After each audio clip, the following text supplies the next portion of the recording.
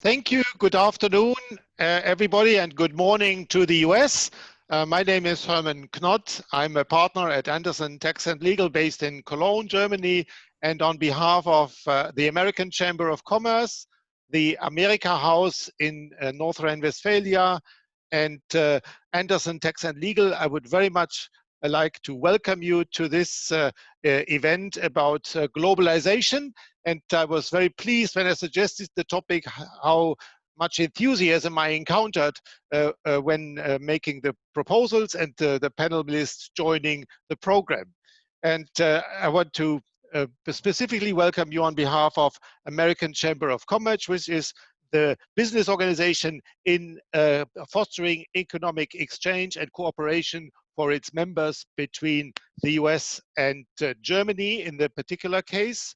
And I also want to very much personally welcome the Consular General Fiona Evans. She has been joining us, and also on behalf of Andersen Tax Legal. Andersen Tax Legal is offering integrated tax and legal advice across about 90 countries in the world. And we are very pleased to be co-host of this event. Yeah, and hi everyone. My name is Benjamin Becker. I'm the Managing Director of America's North Rhine-Westphalia, and also on behalf of our organization, hi to everyone, also in particular to the Consul General Fiona Evans. Always a pleasure to have her, and hi to all panelists from both continents. For those of you who don't know us yet, just very briefly, America's North Rhine-Westphalia is a transatlantic NGO in Germany's largest state of North Rhine-Westphalia. We do events on politics, culture, business as today, and education. And we've, I think, turned this current pandemic challenge into an opportunity. And we now like hosting these or co-hosting these Zoom events, and ideally with great partners such as AmCham and Andersen Tax Legal. So thank you very much for doing this together with us now on a regular basis. Political discussions are self-evident. We also do cultural events. We had a jazz concert yesterday. There will be more. So go to our website.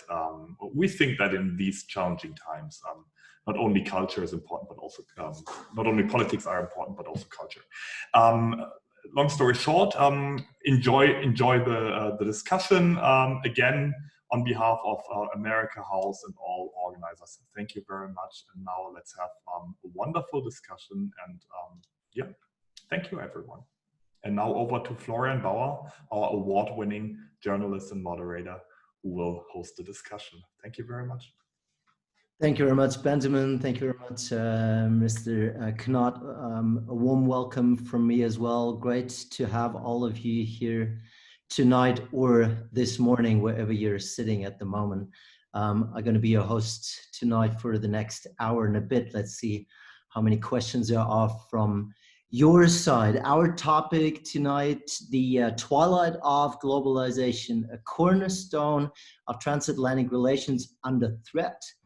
Or is it just a temporary disruption? I've had a look in the papers of today. Another almost 2 million people in the US have filed for unemployment benefits just last week. So the good news is the number are slowing down, but more than 42 million, I've looked this up again, 42 million people in the US have applied for unemployment benefits during the pandemic. So the unemployment rate for May, which is due out on Friday, is expected to be close to about 20%. By the way, Nevada is the state with the highest unemployment rate at the moment of about 25% in average. Last time the US has seen such numbers was in the Great Depression at the beginning of the 1930s. I've read something interesting in the Washington Post today. The Congressional Budget Office projects that it could take the US until 2030 to actually recover from this crisis. 2030, that's 10 years down the road. Worldwide, we're seeing billions of employees facing hardships. Our well-established cross-border supply chains have been heavily affected, if not interrupting, during the last couple of weeks and almost months now during the corona pandemic. Toilet paper or face masks have become luxury goods all of a sudden. And then yesterday, the last news the German government has announced the most impressive economic stimulus plan in German history, the largest one in Europe by far, 130 billion euro on top of the already existing 150 billion euro plan launched in March. All that to cushion the impact of COVID-19 on the economy. So let's take a quick breath from all of these figures, which could easily cause a headache. And let's ask ourselves within this next hour, what does all of that mean? And where does it lead us? And where does it leave us with the world economy? Is the rescue of national economies now more important than working together in and profiting from a globalized world? Where is the future of globalization? We want to discuss that today with a not quite diverse podium, and I'm going to start introducing that podium to you in an alphabetical order. Peter Bayer, a member of the German Bundestag, the German Parliament, and coordinator of the Transatlantic Cooperation of the German government. Great to have you, Peter. Also with us, Laura Lane, President Global Public Affairs at UPS, the world's largest package delivery company, responsible for all worldwide government affairs activities for UPS. And Laura grew up in Frankfurt in West Germany. Good to have you, Laura. Thank you. With us as well from Los Angeles, it's 8:25 over at your place, Kevin. Kevin Keehan, Managing Director in the U.S. National Tax Office of Andersen Tax, an international tax firm, and he's the firm's global transfer pricing leader and a studied economist. Thank you very much for joining us, Kevin. Thank you. And last but not least, Markus Krischer, Head of Public Affairs, Germany for the U.S. medical technology company Boston Scientific. And before that, Markus managed the global trade policy for the German pharmaceutical and agricultural company Bayer. Markus, thank you very much for joining us. Thank you. All right, then we also have here with us Jan Heitmann, who is an affiliate of Laura. So thank you all to be with us tonight. For all of you who are now listening and attending this Zoom call, you've probably seen a couple of Zoom calls before in the last 2 months. So if you want to ask a question, please feel free to do that at any time. I, of course, have come up with a couple of questions and I'm going to structure most of them. But wherever you feel like you want to intervene, you want to ask something, just raise your hand. And that you're actually doing that by clicking on the more, or in German, mehr button to the right of your name. And there you should be able to actually click on that little raising your hand button. If not, if you have a chat function, just write it in that chat function and come forward with any question you want to ask. My name is Florian Bauer. I'm a TV anchorman at the German sublet of ARD and ZDF Phoenix, the political sublet of ARD and ZDF. I'm anchoring the political news over there and working for the ARD as a political reporter. So thank you very much for joining us. And let's start with a quick kickoff statement of all our panelists. You have about 30 seconds to maximum a minute to give us a brief, let's say, introduction and a kaleidoscope of your ideas concerning the topic we are discussing today.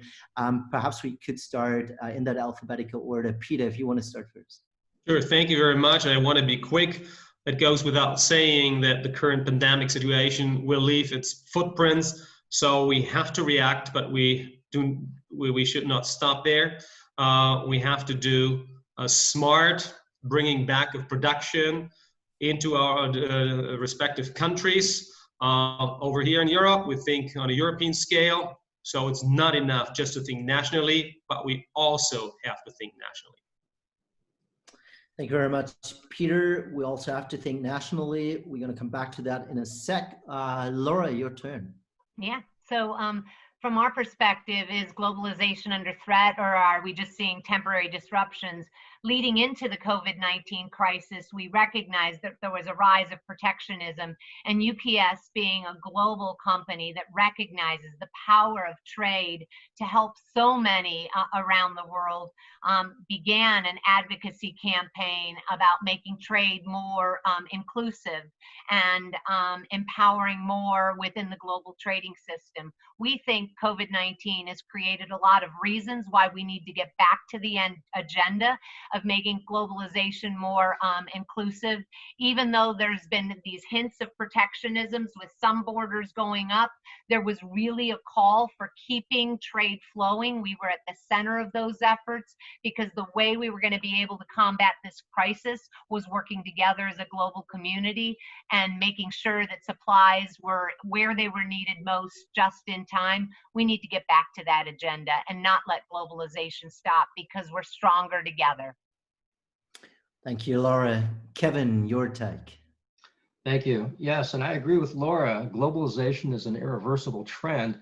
I think the issue is going to be how it's managed. And on Laura's note about protectionism, you know, the New York Times once said that the U.S. championed global trade as a way to immunize against future conflict. And that's important to keep in mind. So I think we'll talk about some of the forces that are shaping how globalization unfolds, but if we step back into an era of protectionism, that would be ruinous for the global economy and for everybody. Thank you very much, Kevin. Markus. Sure. I think in the current pandemic, what we've seen were a lot of protectionist reflexes by many governments, and these measures like export restrictions, some wild stories about stolen PPE equipment like gloves and masks, they're not what we would like to see during pandemic. So the question remains for us, how do we build resilient supply chains, and specifically so in the healthcare sector? And I think that's what I would like to reflect on. Okay, thank you very much, Markus. We're definitely gonna come back to the point of supply chains. As the three others of you have made quite have drawn the big picture. Let me come back to that. Peter, you were saying we have to react, but then you were saying we have to also think nationally. That sounded a bit as being a controversy here between you and what I heard from Laura and Kevin. But to fuel your, to what I at least heard as a subtone there, I've read that interview with the French President Macron in the Financial Times 6 weeks ago, where he's saying perhaps the era of globalization ends here. It's the end of the cycle, and he said more, but that sounded a bit like what Peter, perhaps you were referring to. Can you explain a bit more what you're talking about when you're saying we also have to think nationally now? Yeah, by heart and by conviction, I'm a free trader, as Laura especially knows. So not that I'm misunderstood here.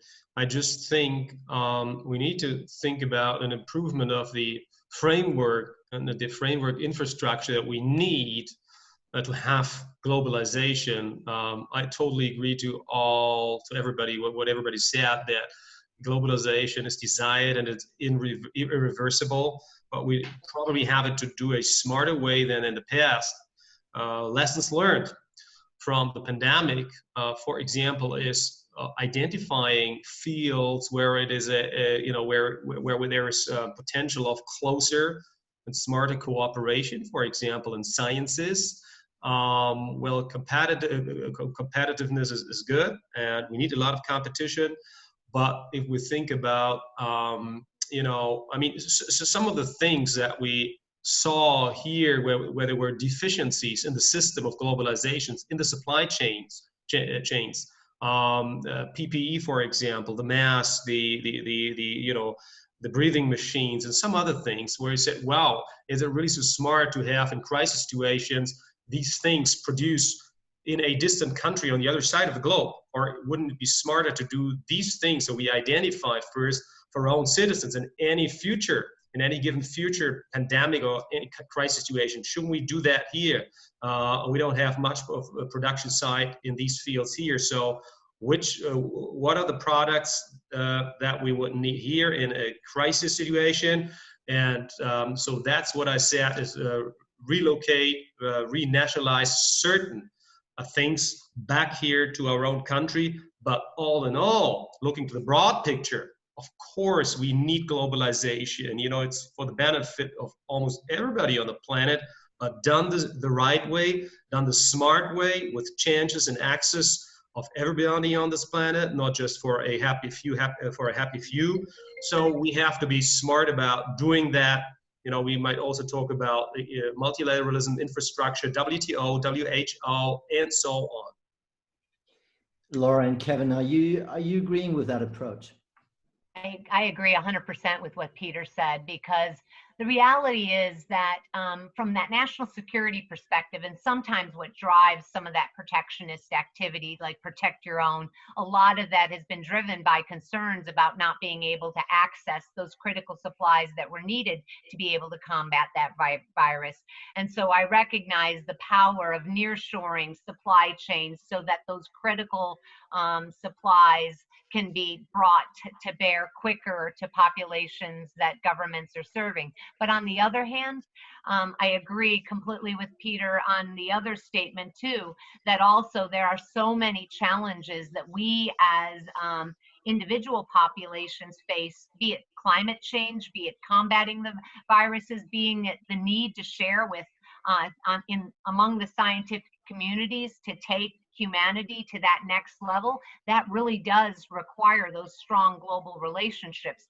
So in line with what Peter said, it's all about being local. It's being global and local at the same time, figuring out the needs that need to be met in a local way, but also tapping into global capabilities to raise all populations up together. Kevin, you were saying globalization is an irreversible trend. So, I mean, what Peter and Laura are now talking about is like still having globalization, but looking more on the national side where certain products might rather be staying within that national framework. Does that not contradict what you were saying before? Because then it's not an irreversible trend. Well, no, not necessarily. First, a word on cooperation. Peter was talking about cooperation. I totally agree with that. You know, the trading system should be a rules-based system. A rules-based system helps to safeguard against the temptation to politicize the trade process. And even now we see, with respect to the US and Europe, the use of trade as a retaliatory measure against tax policies. So one point about cooperation is that we all have to agree to a rules-based system.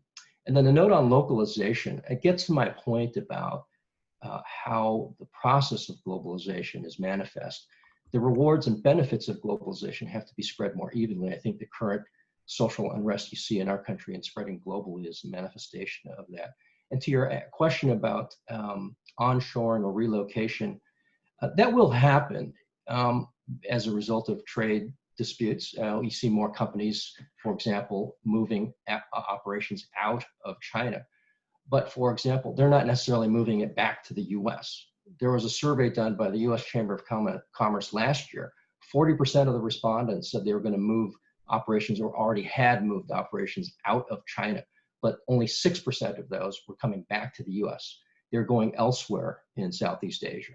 So, you know, operations are fungible. Companies will move their operations around, but they won't necessarily go back home. Mm-hmm. I'm going to come back to China in a second. And Markus, to your supply chains as well. Do you want to add anything, Markus, in general to that general discussion about globalization or reshaping globalization? Sure. I mean, the I think we can all agree to the goal that the supply of these goods should be given. But the question is, how do you then do that? In the medical device industry, there are 2 million different kinds of medical devices. And these are extremely complex supply chains, how you build those medical devices. So you have to ask yourself, it's not just the final line of production that you would have to get back to put on your own shores, but all of the supply chains. So the question is, in how far is that really feasible? All right, thanks on that. And this actually, the whole kind of introductory round brought me already to one question. I'm very pleased to see that in our chat function, which you're actually using. I like that very much. Go forward with that. There's one question which I want to bring in straight away because it came in my mind as well. So Felix Binzog is raising the question. It's very nice that you all agree, but are you not ignoring the U.S. President's very strong opinion on globalization? And I want to add something because I looked this up in preparation of tonight. So Donald Trump, I just want to reiterate on one of his speeches last September before the United Nations, where he was using the phrase, "The future does not belong to globalists, but to independent states." So what are you guys saying? Well, if I may, it's a very, very good point, which really cannot be ignored, because the US president is a fact, and Donald Trump is a fact. And it's also a fact that he is not very fond of globalization and multilateralism in general. It is also a fact that the United States have withdrawn from a number of multilateral agreements, JCPOA, INF, Paris Climate Accord. I could add many more, open skies, WTO funding, WHO funding. Well, in many of the, and when I was mentioning earlier that globalization needs the infrastructure and a framework where what Kevin referred to, where we can handle and really manage globalization in a rules-based order. Otherwise, it would be anarchy, which is not desired.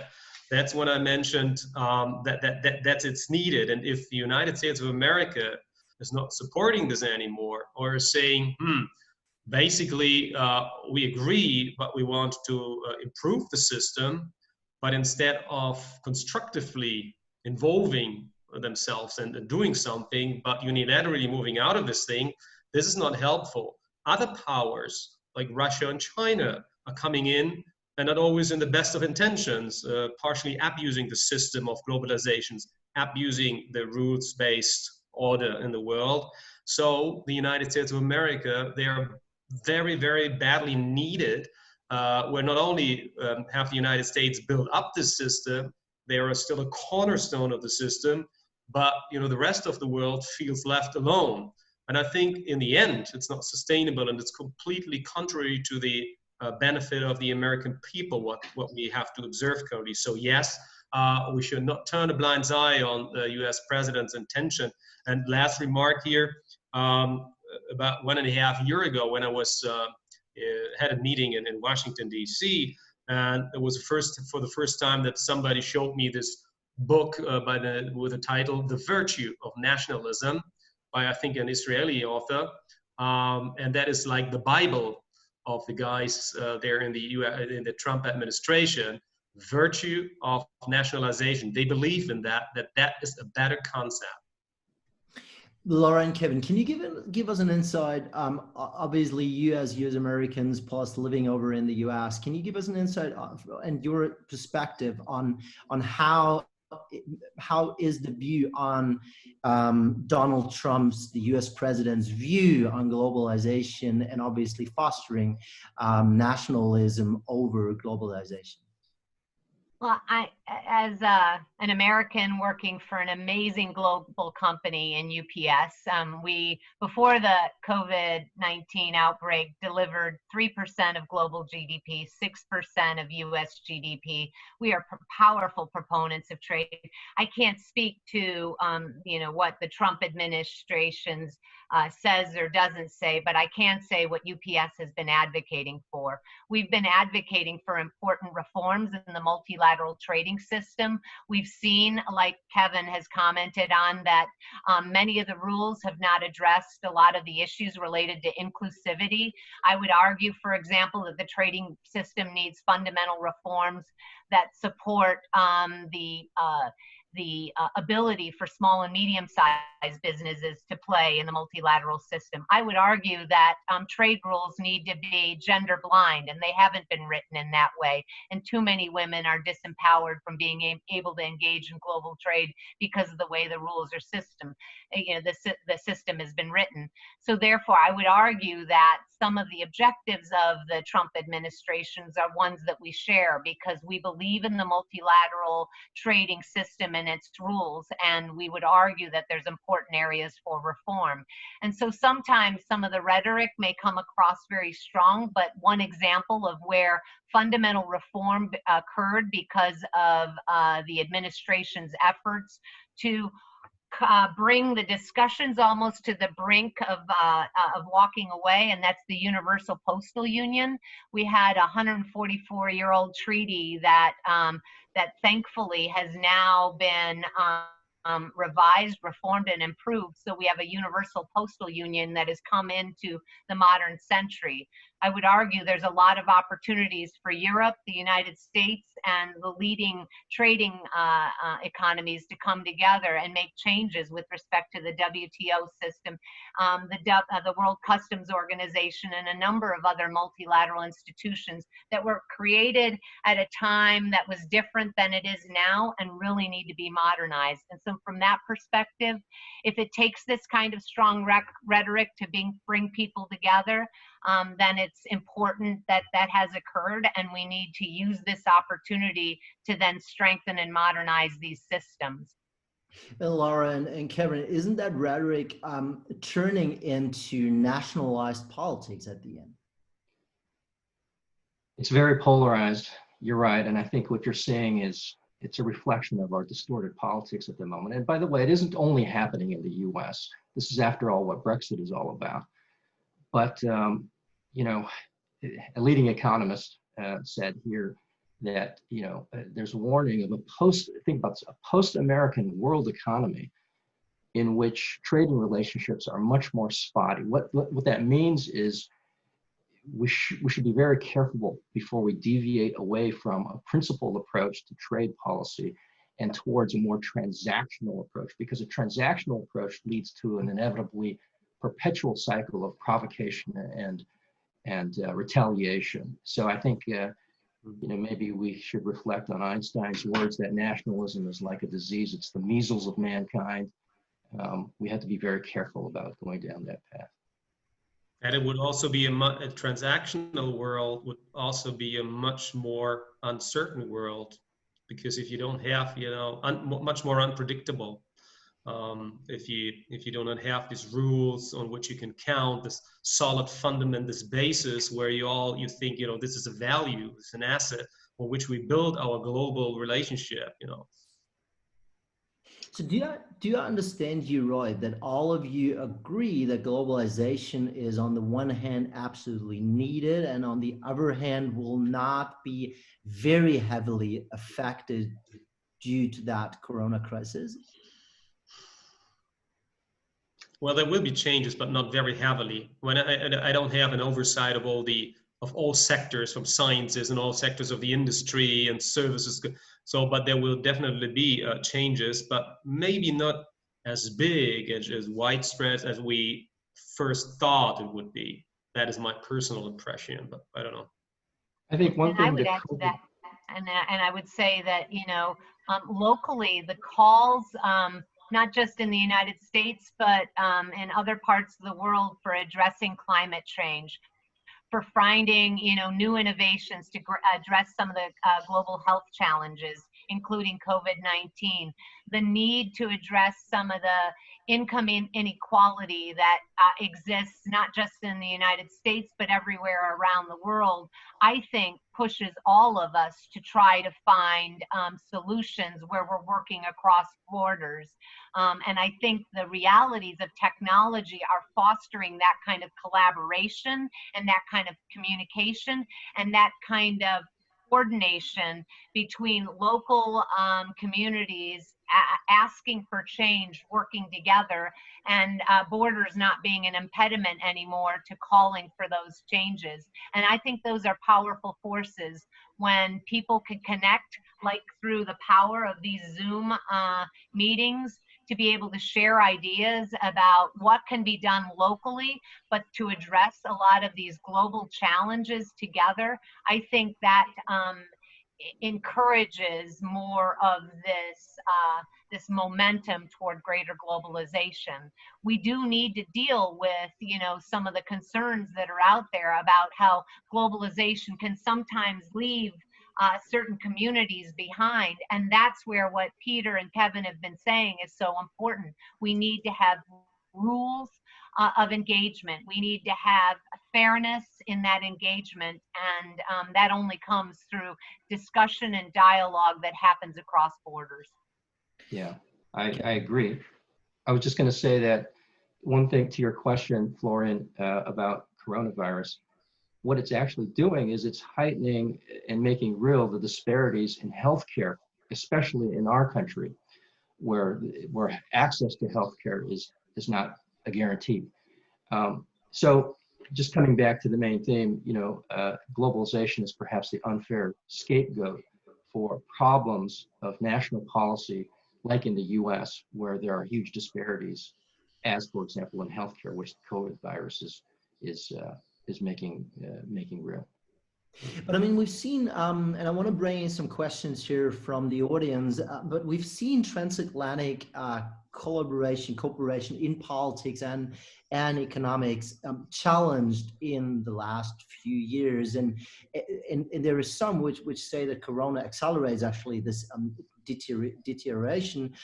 T. Brennan from the audience is asking, as you've stated at the beginning of the webinar, it may take 10 years to recover from the effects of the pandemic. So how many years do you guys think we will need to recover from deterioration of our transatlantic relationship over the past years, assuming that our current president is not re-elected? And I'm going to come back to the election in a bit, but even with what we're seeing at the moment, what are you thinking about that? If I may,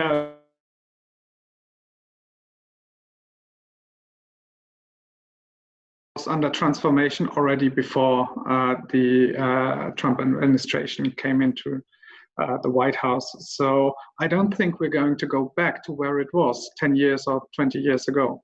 It will be different. We'll have to see and work on these relationships and try to find a way in which, for example, the Germans can take more responsibility. I mean, we've had all these discussions around NATO, for example. How much are we spending? So there is a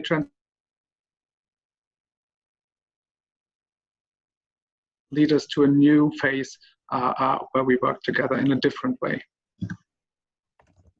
Yeah, I couldn't agree more.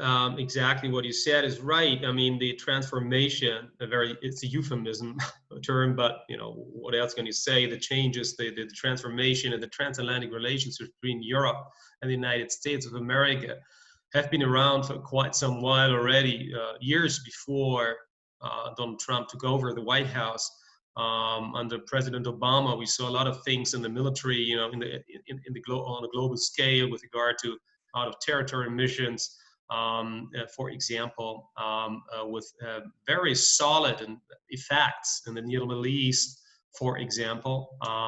So that is something that was going on before. I think, pointing now with a finger to us as allies, NATO allies of the United States of America, saying we did not take that so seriously as we should have done before. Many things were going quite smoothly. For years we were believing in we will be successful in negotiating with our transatlantic partner, a transatlantic free trade deal, which did not become a reality until today. And I'm not so very optimistic that we will see that this year or next year. So, we have wasted quite a bit of time until we realize that we have to wake up over here in Europe, that something is going on. And then the Donald Trump phenomenon happened. And it was really like we were rocket started into transatlantic reality. And I always say, we don't also have the time to waste, or we don't have the luxury to look back in nostalgia. We need to find answers for today and for tomorrow.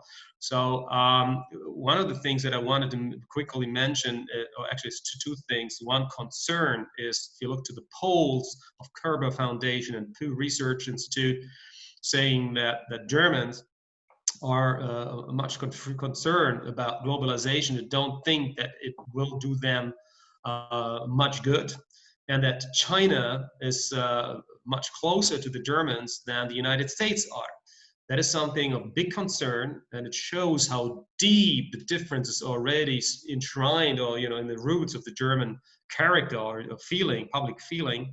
Second thing is, again, with regards to transatlantic trades in goods and services, there are concrete proposals on the table from both sides, from the European side, so it's going back and forth, but as of yet, no formal negotiations. It doesn't seem to be a serious political will to do away with protectionism across the Atlantic. That is something I think we have to turn to, because given all the things we said correctly about an institution, multilateralism, multilateral institutions and infrastructure, a roots-based international framework order, we will also see in the future that regional free trade agreements will be play an important role. But which ones will be the successful ones, that remains to be seen. If you look to Eurasia, to the Far East from our side of the, something is going on and making really a difference. If we do not react quickly enough here in Germany and in Europe, together with our strong partner on the other side of the Atlantic, we will lose. That sounds like you're really hoping for the 3rd of November to get a new president on the other side of the Atlantic. I'm not going to comment on that. I knew you wouldn't. Laura and Kevin, and I want to bring in one other question. If you want to answer two of them at the same time, feel free to do so. But Anna Friedrich is bringing in one question here. Isn't the total sudden and perhaps long-term interruption in global movement of people, e.g. science, education, or tourism, more of a problem than a certain downturn in movement of goods? So going back to the first question, I just want to underscore, and then I'll come back to the second. On the first question, I just want to underscore that there is a lot of economic activity continuing transatlantically in spite of the rhetoric at governmental levels. In fact, some of the greatest partnerships we have are with German companies. There's a reason we have one of our biggest air hub operations in North Rhine-Westphalia in Cologne, and it's because of the robust and vibrant trade that happens between Germany and Europe and the United States that we proudly serve in terms of movements back and forth.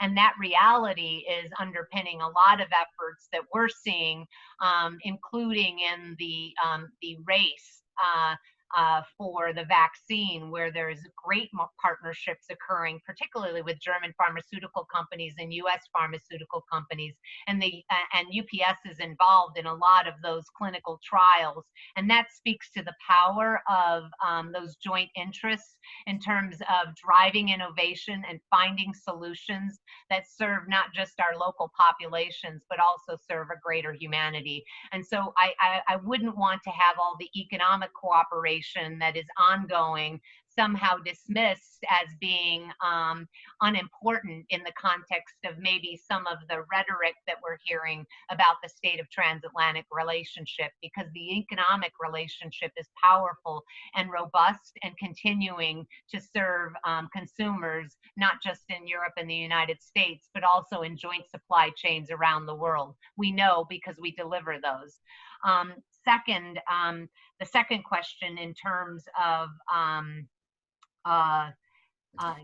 the movement of people, that it's yes, much more of a problem. I have to say, as someone who has grown up overseas and been such, I was a diplomat in the Foreign Service, and for me, the power of diplomacy is building those bridges. And there's so many tools that are so important in terms of creating common understanding. It's learning another language, it's visiting another country, it's understanding other cultures. And so travel and tourism are powerful ways in which people from different countries can get to better understand each other. I know the power of education, and my daughter studied in Europe, and we had so many amazing international students at schools here in the United States. And the quality and nature of discussion is so much more robust when lots of different perspectives come together. As a company, UPS is a believer in diversity and inclusion and the power that comes from the sharing of ideas from a lot of different perspectives. And so our hope is that there are going to be ways found to encourage travel and tourism again, to be able to encourage those kind of educational trade flows, to encourage those cultural exchanges, because when that kind of activity occurs, I believe it raises the level of cultural understanding, which has to form the basis oftentimes, not just of political foundations, but also can then drive future economic opportunities. So I am worried about it, and we want to be part of the solutions for finding ways to start all of those important industry sectors up again. And that foundationally starts in a COVID-19 pre-vaccine situation, in terms of doing all that we can as a company to drive, finding that vaccine and those treatments, so that some of those important industry sectors that depend on human interaction can reestablish themselves and occur. I love Zoom, but I love it even better when I can see Peter in person in Washington, D.C., or I can visit him in Berlin. I mean, it's Laura, it's obviously one thing to support globalization and a globalized world, and to be in favor of learning from each other and having an interlinked world. But it's a different thing if the world out there acts in a different way. So let's turn our eye on the China-US relationship, which you have talked about already, and there's a lot of questions in the Q&A chat room here as well. So Jan van Herf is asking, let's be provocative. Will the current COVID-19 crisis and decoupling between the US and China accelerate, delay, or reverse the economic rise and hence relative decline of other countries like the US of China? Where does this leave Europe? And I want to broaden that question perhaps.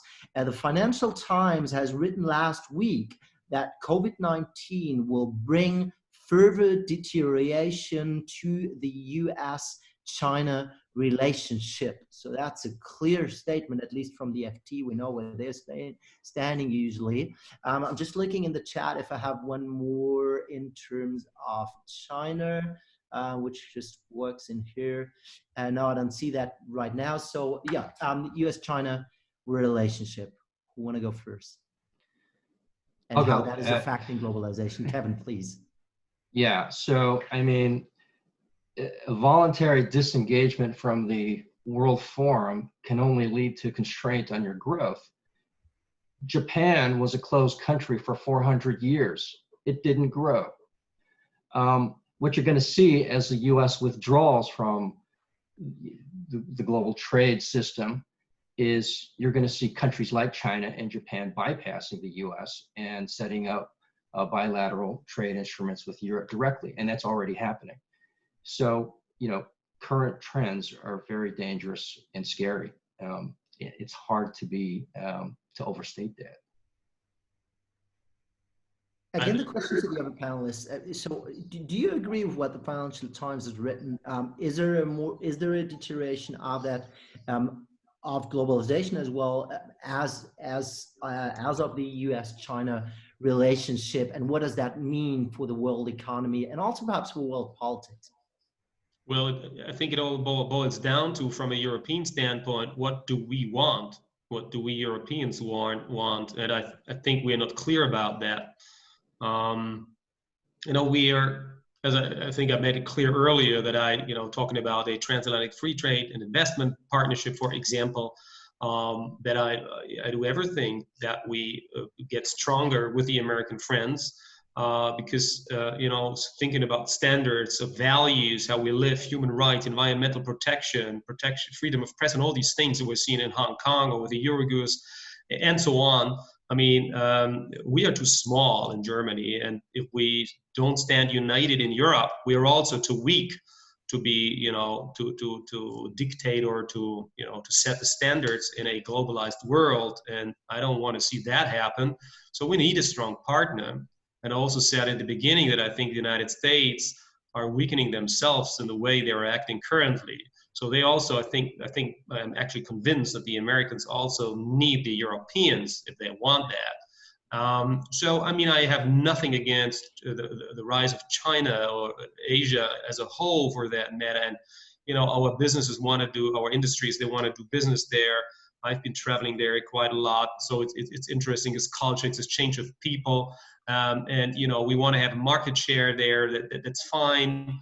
But the rules, again, speaking of rules, it needs a rules-based order where everybody respects. And in that regard, rules are not only like legal provisions on a piece of paper, but you know, respecting the intellectual property, respecting human rights, respecting minorities, all these things. And I mentioned earlier intentionally that I am concerned when I hear that Germans think that the Chinese are closer to us than the Americans. That something is wrong there. I'm not a friend of speaking of decoupling, so that sounds like black and white, either this or that. I think, yes, we have to make a decision in Europe with whom we want to partner, to set the standards, decide ourselves the way we want to live in the future. But that does not mean that we want to exclude ourselves from our ties that we have with China. Of course, that is important. So in between that, it's not a trivial debate and decision for Brussels and the capitals of the 27 remaining European Union countries. It is very important, and time is running out. I was just going to say, I mean, some would argue that we're not even able within Europe actually to convince ourselves about certain set of rules, talking about Brexit at the moment and perhaps no deal Brexit by the end of the year. Just looking at the watch, giving us another 10 to perhaps 15 minutes. And Markus, I haven't forgotten your question with the supply chains. Just want to come up with two more questions out of the audience to China, because we're just there. Whoever want to fill in here. There's one question from Richard Roadman. Could companies moving out of China hurt China economically? I would say no company can actually afford moving out of China today, but perhaps you want to reiterate on that. And then Domian Terrell is asking the questions, all giving these tensions we are talking about. Do you expect the US to remain member of the WTO system in the future, bearing in mind the differences between the US and China? I hope I haven't forgotten any question. I'll jump in, Florian. Yes. I just wanted to come back and reinforce some of the really important points that Peter made vis-a-vis China and its engagement in the world and the state of US, China, and Europe-China relations. And I just want to underscore that rules and values matter. UPS operates and follows the rules 100% and operates in the international trading system on the basis of our values: integrity, fairness, inclusion, and those are important values for us, and the rules matter to us. And so from that perspective, by my background, you all know I was one of the negotiators for the US government for China's entry into the WTO. I stand by the power of that negotiation and how consequential it was. And what was powerful about that negotiation is Europe and the United States came together to advance the negotiations and establish, you know, the common set of negotiating positions to send a clear message to China about the rules that would need to be followed for them to become a greater part of the multilateral trading system. I would argue that partnership on the basis of our shared values, on our basis of shared values with respect to democratic engagement and democratic institutions, and how we promote freedom of expression and in all of its economic manifestations, with rules that protect those liberties and those freedoms and that economic output, are really important for us to be coming together on now, because the world has changed from the first times when China entered the WTO. They are a much more powerful economic player, and therefore the rules of the trading system need to be adjusted to create more of that equilibrium and balance. And that's where I think a lot of the WTO reforms need to be occurring. And I'd like to see greater European-US cooperation in that regard. And so coming to the fundamental question, is the US going to withdraw from the WTO? I don't believe so. Bob Lighthizer, our US trade representative, engaged in the e-commerce negotiations. And while I know the nature of the engagement on a number of other fronts hasn't been what other countries would like to see, I think it's important that, you know, the US continues to engage in topics relevant for the WTO. And one of the important areas of engagement is the need to change some of the rules and the designations within the WTO system, where I believe we have shared perspectives with Europe. The fact that China continues to get the benefits of developing country status with respect to how it's covered under the rules, I think is anachronistic and needs to be addressed. I would argue that Europeans and Americans would agree on that as we see the greater role that China is playing. We should ask that the nature of the relationship be modernized with respect to the role that they play in multilateral institutions, and Europe and the United States, and I would argue Germany and the United States, should be aligned in those advocacy efforts.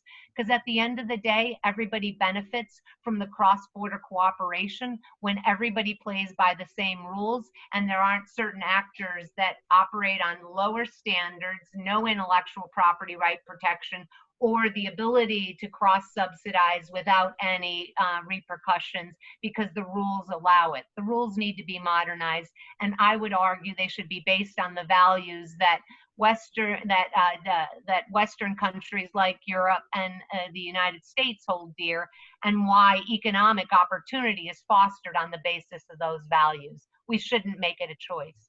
I wanna come, because it's 6:10, and if you all allow, and you, the audience, are still interested, I would say we do another 10 minutes, and I wanna come back to two questions which have been slowly passed here.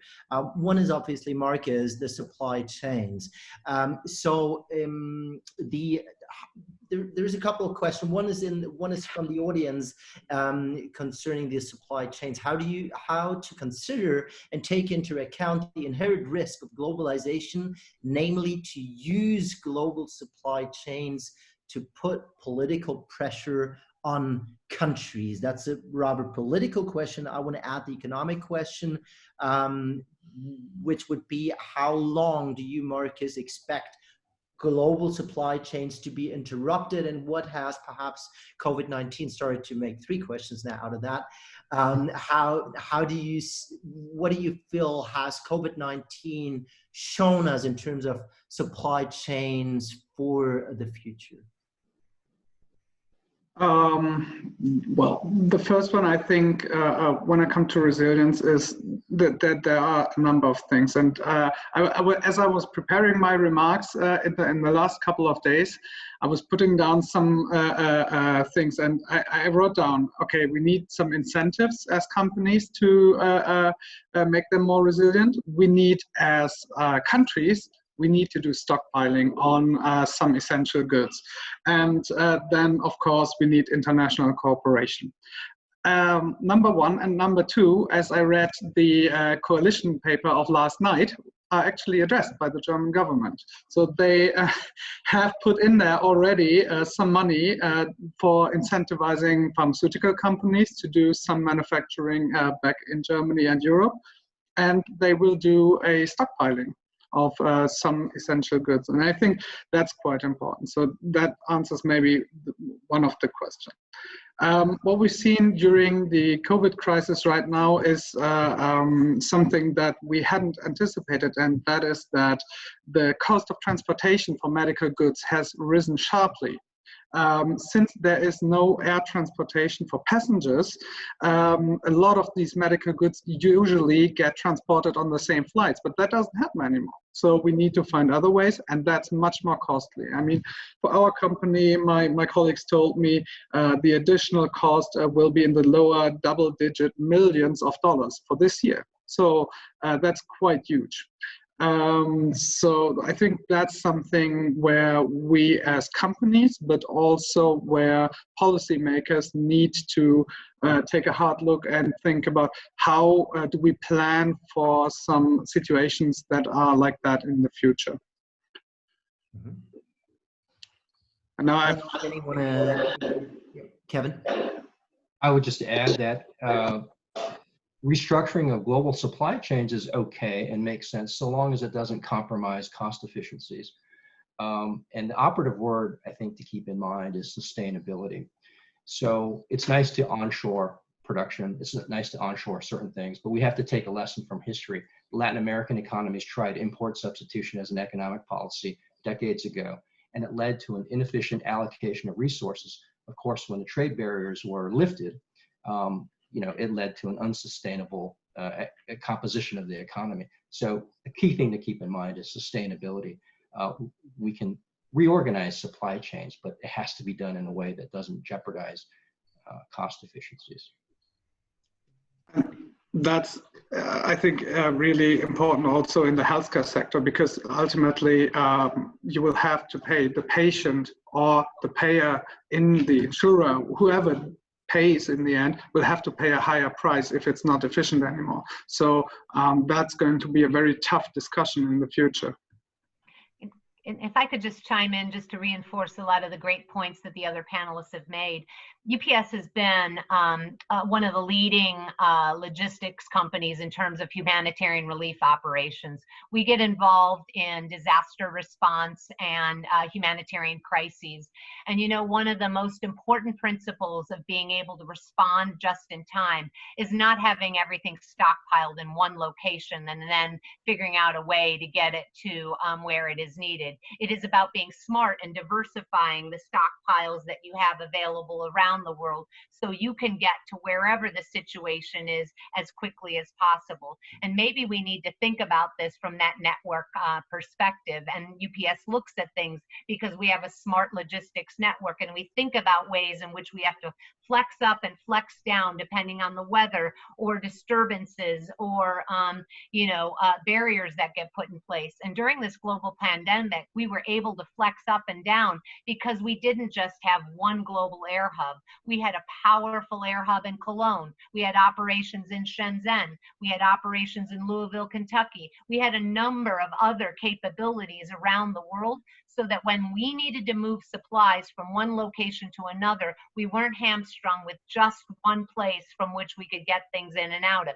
And maybe the lesson from this pandemic is that we need to be smarter in terms of our diversification strategies, which may mean that there's going to be adjustments to supply chains so that you can nearshore capabilities in light of the needs and the demands for certain kinds of products. The fact that certain products are only produced in 1 or 2 countries, I think is problematic for the world. We should have capabilities everywhere, and we need to have the logistics capabilities to move them everywhere. And that's why, you know, having that kind of diversified network structure with respect to your supply chains and your logistics are so consequential when it comes to humanitarian relief, and they should be so consequential in terms of economic recovery. Last topic, which I wanted to raise anyways, and now we have a question from the audience here as well, is obviously, one more time, the 3rd of November and election day in the US. So the question is obviously, what could, and that's a question from Richard Rodman, what could be the consequences for German-American partnership, and I want to add politically or economically, if Trump gets reelected, and or can we expect a better relationship if Joe Biden, the Democrat, wins? And I would say a better relationship economically and or politically. If I may, a better relationship economically. You know, as I mentioned earlier, I think it's both sides should have a big interest. So speaking of Europe and the United States, to start formal trade negotiations. It's huge, it's big, it's important. It's doing away with trade barriers. So I personally think there's a better chance with a Democratic administration to start these negotiations than currently. There are obstacles on both sides of the Atlantic, but I think both sides would be more inclined to start that. That is with regard to economy. I mean, on the other hand, to all political things, I should also include in that military, defense, cyber, and so on. One should not be naive. I mean, there are national interests in the United States as they are over here. I think it would be an illusion to think that everything will be better than, and we have friends and hugs and kisses all the time. Tough issues have been on the table for quite some time, apart from the trade things. NATO country, and Markus mentioned, I think it was Markus mentioned earlier, the defense spending, 2% NATO, but it's not only about this 2% figure, it's much more complicated, complex, and has to be done in a smarter way. We have critical infrastructure things. We have 5G, for example. We have cooperation of intelligence services. We have now what Laura mentioned, and I think everybody on the panel mentioned earlier, that we have to attend to, if we have an interest in doing globalization the smarter way, lessons learned to improve the structures of globalizations, we have to attend to that together. And that's going to be tough, and that are going to be tough discussions with Joe Biden administration or with any other Democratic administration as well. So, I mean, but I think the quality, it's very important if you look to the quality of how you interact with each other, how communication is done with each other. That is not very good in these years. It is going on. There is a lot of communication, but from my personal experience is that rarely do I see a serious interest in advancing, bringing things forward substantially. So we don't really move. Well, there's on working level, on political higher level, business and industry anyway. There's a lot of things going on that are positive, that go smoothly, but the critical high-level political decisions are not going forward currently, and that has also to do with openness for ideas, for other positions, for a basic willingness of bringing things forward. And this quality that we had previously, that has almost totally gone away. I want to see that coming back again after 3 of November. That was quite an intense answer, being not off the record. Thank you very much, Peter, for that. I'm a freely elected parliamentarian, so. Of course, you are. Thank you very much. The others want to add something? Laura is nodding. Well, I was just going to say, I mean, maybe it's the nature of my role with UPS. 2 points. One, the opportunities for strengthening European-American cooperation have existed under Democrat and Republican administrations. I was at USTR when we were trying to advance the concept of a US-EU FTA, and I will date myself, but that was back in the 1990s, and there's always been opportunities. And so to a certain extent, we can't lay all of the problems or challenges at the foot of any one administration. And for me, I often get asked, who's going to be the next president in the United States? And I love to be able to give the answer, which is the one that matters the most. It is the one who gets elected under the electoral process. That's part of our Constitution. That's the power of our democracy. And from my vantage point and my role, it really doesn't matter to me on a certain level who's in the White House. It's our objective to make sure that they understand the interests of our company and our customers. And our company and our customers care about the strength of the transatlantic relationship. And so therefore, whether it's Biden or Trump, we have to keep advocating for the power of that partnership that currently exists between Germany and the United States. And that's why these kind of dialogues are so important, because I'll end with where I started. We're stronger together on so many fundamental issues, from the partnerships that are forged through the German-American Business Council, on which I serve as vice chairman, to the German-American Congressional Caucus, which remains strong in the United States and recognizes the power of the German-American relationship. And so from that vantage point, we need to keep speaking up and talking about the opportunities that exist in a post-COVID-19 world for greater partnership and strength, and that can then inform the dialogue and the discussions, because decisions aren't made in a vacuum unless we speak up and talk about what's at stake for our company and our people, and we need to foster those ongoing dialogues, which is why this kind of discussion is so important. Ladies and gentlemen in the audience, I want to end our session as I started it with a little, let's call it, kick out statement of the 4 of our panelists. And I found something, or my assistant has found something in preparation for this session. And I know you panelists, it's hard to beat a Nobel Prize winner, but you can try, I think. So we have found something from Joseph Stiglitz, former chief economist of the World Bank and now Columbia University professor and a Nobel Prize winner. And he wrote in April in Foreign Policy the following: the economic system we construct after this pandemic will have to be less short-sighted, more resilient, and more sensitive to the fact that economic globalization has far outpaced political globalization. So long as this is the case, countries will have to strive for a better balance between taking advantage of globalization and a necessary degree of self-reliance. So may I ask you, and you have been brief at the beginning, I applaud you for that, to be brief again, the 4 of you, and to make your kick-out statement, perhaps on Stiglitz and our topic in general. Peter, do you want to go ahead first?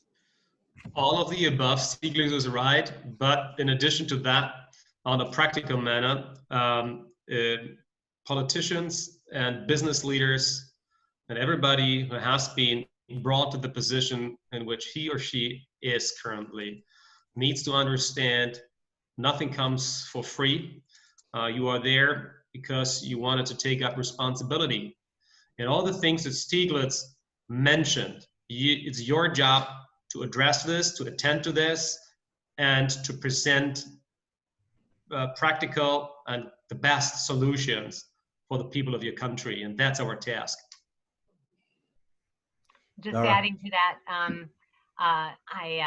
I vehemently agree with Peter and Stieglitz in terms of saying that the socio-political norms within each of our countries definitely do need to be accelerated in order to meet the realities of what economic globalization and the opportunities that emerge from those sharing of ideas and goods and services can yield. And so from that perspective, it goes back to what Peter started with. We have a lot of work to do locally to keep reminding our elected officials about the importance of the economic opportunities that come from greater global cooperation, and the importance there fundamentally for inclusivity, and UPS is going to continue to be that champion for inclusive trade as a means for accelerating the socio-political realities of greater access to economic opportunity that comes from globalization. And I think it's a great note to end on, Florian. I agree with what Peter and Laura just said. I think if we're going to take Stieglitz's prescription and enact it and try to implement, the two things have to happen. One, policymakers have to do a better job of proposing and implementing domestic policies so that certain disaffected constituencies don't see a trade-off between globalization and their interests. It's too easy to appeal to the passions of disaffected constituencies, and that needs to happen. The second thing that has to happen, I think, is a new equilibrium, a new implicit agreement between the stakeholders, which are shareholders, management teams, policymakers, and voters. And you saw some of this last year when the Business Roundtable in the US revised their mission statement for the first time. And at the top of the list is that corporations exist to benefit all stakeholders. It's an extraordinary statement because for the past 40, 50 years, the underlying motivation, implicit motivation, was to maximize return for shareholders. So this pronouncement that at the top of the mission statement would be the interests of all stakeholders is necessary and extraordinary. Markus. Yeah, I have the last word. No, it might sound a bit naive, but I think that we need political creativity now. We cannot find solutions to a new world with our old mindsets. So the solutions of yesterday are not adequate anymore. Post-pandemic world in which we now see digitalization is really, really accelerating, is requiring a different thinking. And I hope that we have a new generation of policymakers, but also business leaders that can implement that. Our podium answering Joseph Stiglitz, Nobel Prize winner. I like that very much. Thank you very much, you panelists. Thanks very much to the America House and the American Chamber in Germany for hosting this event. Everybody of you in the audience, thank you very much for all the questions. It was a pleasure having you. We've been a bit over an hour, so I think we're good to go. And I'll leave you with having a good time. Stay healthy, stay up, and keep the spirit running. Thank you very much. Thanks to the audience. Thanks panelists. Take care. Thank you all. Bye. Bye. Bye-bye.